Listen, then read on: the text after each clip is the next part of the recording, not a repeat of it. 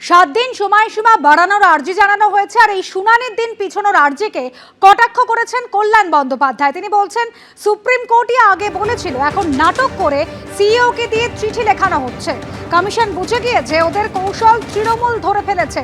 কমিশনকে নিশানা করে এভাবেই আক্রমণ শানিয়েছেন শ্রীরামপুরের তৃণমূল সাংসদ। হিয়ারিং এর ডেট পিছাবে, সুপ্রিম কোর্ট তো বলে দিয়েছে হিয়ারিং এর ডেট পিছাবে।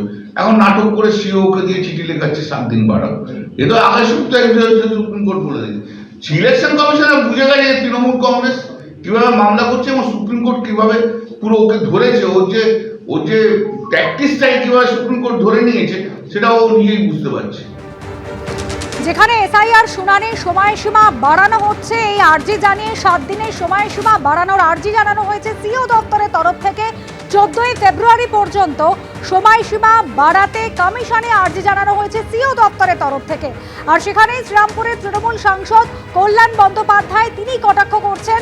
তিনি বলছেন যে সুপ্রিম কোর্টই আগে বলেছিল, এখন নাটক করে সিইওকে দিয়ে চিঠি লেখানো হচ্ছে। কমিশন বুঝে গিয়েছে যে তাদের কৌশল তৃণমূল ধরে ফেলেছে। এভাবেই নির্বাচন কমিশনকে নিশানা করে আক্রমণ শানিয়েছেন শ্রীরামপুরের তৃণমূল সাংসদ। কাজ শেষ হয়নি, বিভিন্ন জেলাতে এখনো পর্যন্ত শুনানি বাকি রয়েছে। এছাড়াও একাধিক কাজকর্ম বাকি রয়েছে নির্বাচন কমিশনের তরফ থেকে। কিছু জেলায় তথ্য এবং নথি আপলোডিং এর কাজ বাকি রয়েছে। উত্তর কলকাতার 4টে বিধানসভা কেন্দ্র, সেখানেও কিন্তু শুনানির কাজ শেষ হয়নি। আর এবার 7 দিনের সময়সীমা বাড়ানোর যে আর্জি জানানো হয়েছে তাকে কটাক্ষ করেছেন কল্যাণ বন্দ্যোপাধ্যায়। কি বলেছেন রাখবো আপনাদের সামনে। হিয়ারিং এর ডেট পিছাবে, সুপ্রিম কোর্ট তো বলে দিয়েছে হিয়ারিং এর ডেট পিছাবে। এখন নাটক করে সিইওকে দিয়ে চিঠি লেখাচ্ছে 7 দিন বাড়াও। এ তো আগের সপ্তাহে সুপ্রিম কোর্ট বলে দিয়েছে। সিলেকশন কমিশনার বুঝে গেছে তৃণমূল কংগ্রেস কিভাবে মামলা করছে এবং সুপ্রিম কোর্ট কিভাবে পুরো ওকে ধরেছে। ওর যে প্র্যাকটিসটাই কিভাবে সুপ্রিম কোর্ট ধরে নিয়েছে সেটা ও নিজেই বুঝতে পারছে।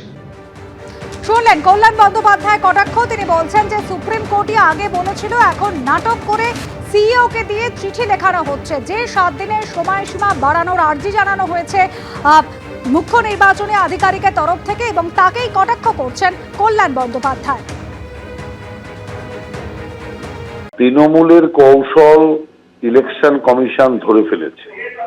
তার কারণ তৃণমূল জায়গায় জায়গায় হামলা করে বিডিও অফিস ভাঙচুর থেকে শুরু করে মানুষকে ভয় দেখানো থেকে শুরু করে সমস্ত কিছু করে এসআইআর বিলম্বিত করার চেষ্টা করে যাচ্ছে এবং যাতে হিয়ারিং ঠিকঠাক না হতে পারে তার জন্য এমএলএ পর্যন্ত গুন্ডামি করতে নেমে পড়েছে।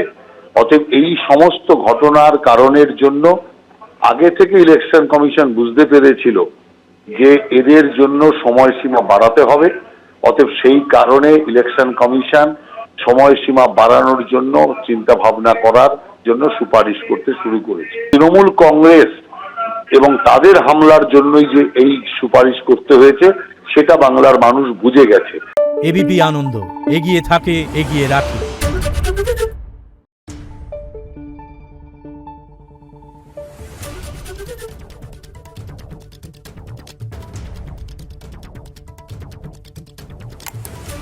Thank you.